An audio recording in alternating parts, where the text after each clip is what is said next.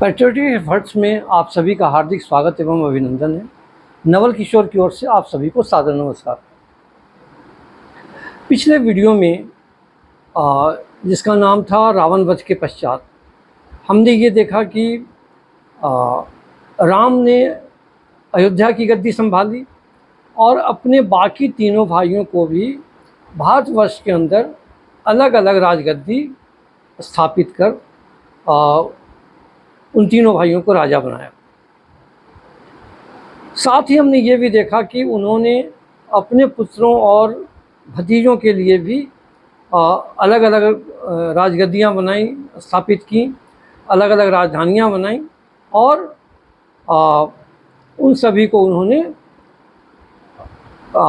स्थापित किया राजा के तौर पर। तो उससे आगे बढ़ते हुए कालांतर में राम के दो पुत्र हुए, कुश और लव।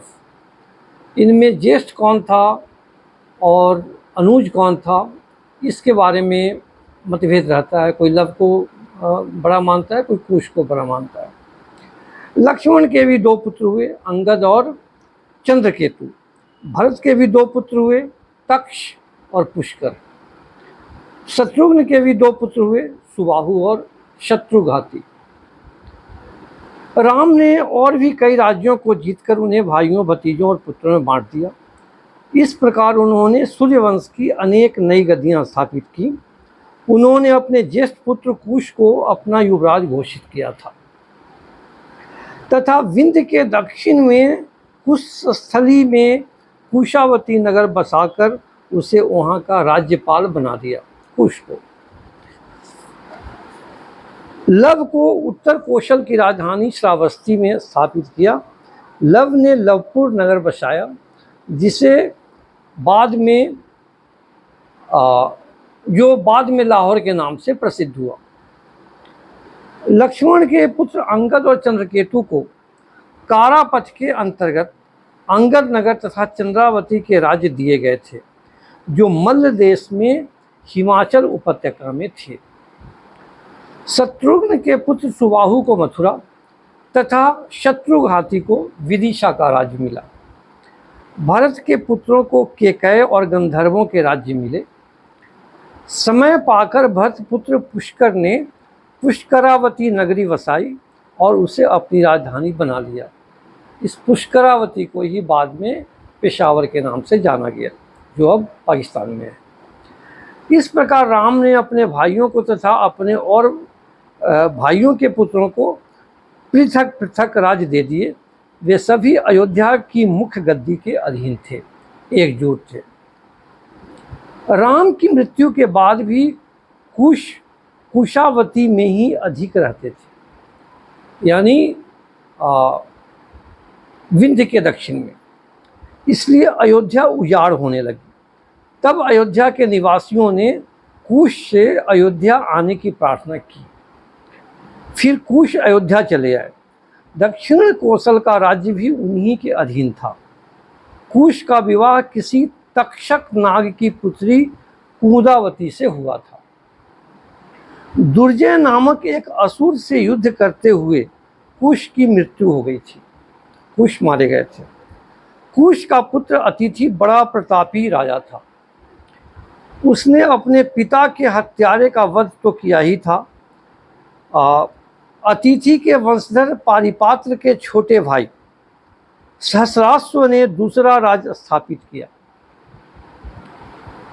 अयोध्या का जो ये की राजगद्दी चल रही थी, उसमें आगे चलकर सहस्राश्व ने एक अलग राज्य बना लिया वहाँ से हटकर।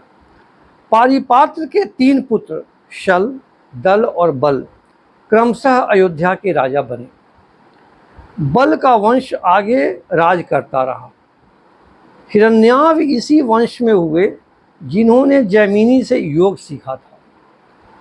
हिरण्याव के पुत्र पर के बाद इस वंश का राजत्व समाप्त हो गया। दूसरी शाखा में सहस्राश्व की 6 पीढ़ियां चलीं, जिसके अंतिम राजा श्रुतायुध महाभारत संग्राम में लड़े थे। लव श्रावस्ती के नरेश बनाए गए थे। इनका वंश दीर्घ काल तक चला। लव के पौत्र राजा ध्रुव सिंधु के 2 विवाह हुए थे। प्रथम कलिंग नरेश की पुत्री मनोरमा से, दूसरा उज्जैन नरेश युधाजित की पुत्री लीलावती से। राजा ध्रुव सिंधु आखेट करते हुए सिंह के द्वारा मारे गए। तब मंत्रियों ने मनोरमा के पुत्र बालक सुदर्शन को राजा बना दिया। इस पर कलिंग और उज्जैन नरेश अपने अपने दौहित्रों के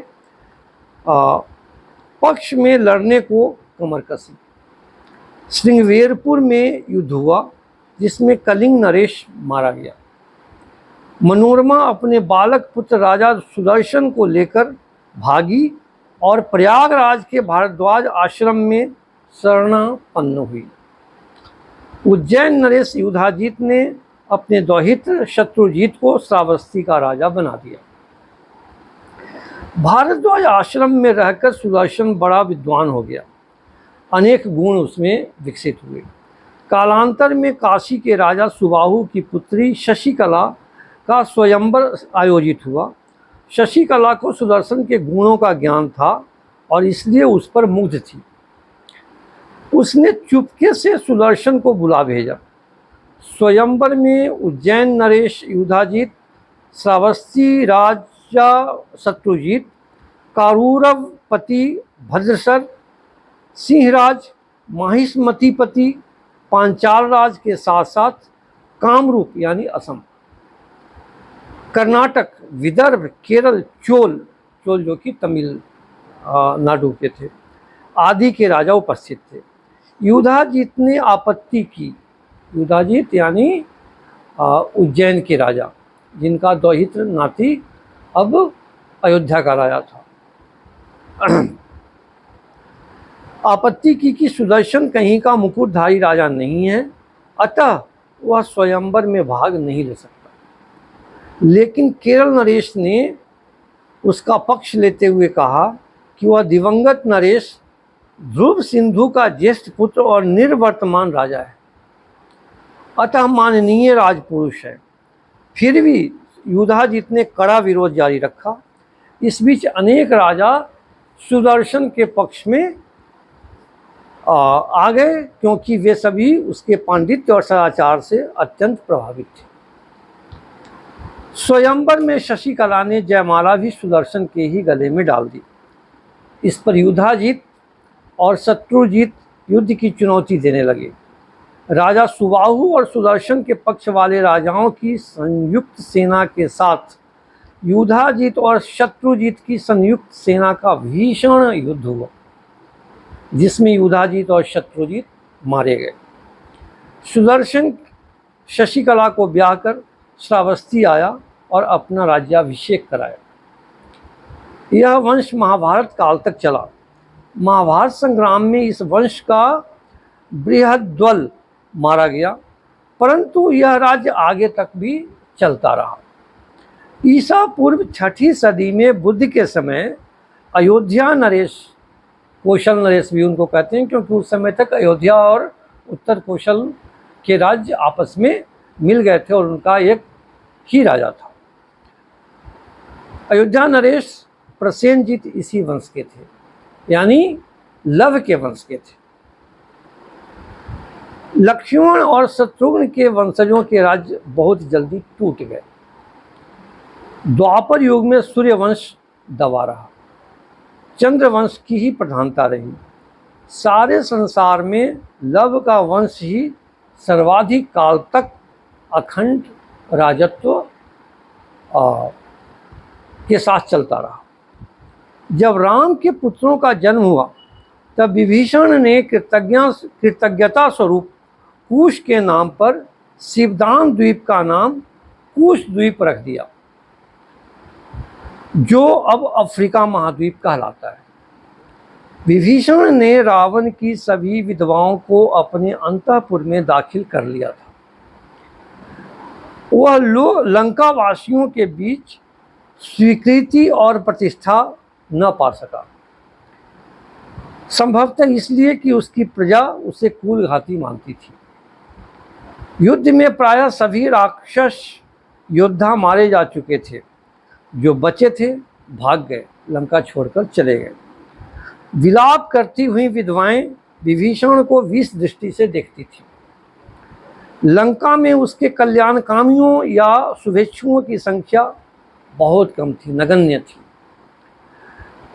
थोड़े ही समय बाद विभीषण की मृत्यु हो गई। उसके उत्तराधिकारी भी कमजोर साबित हुए। उसके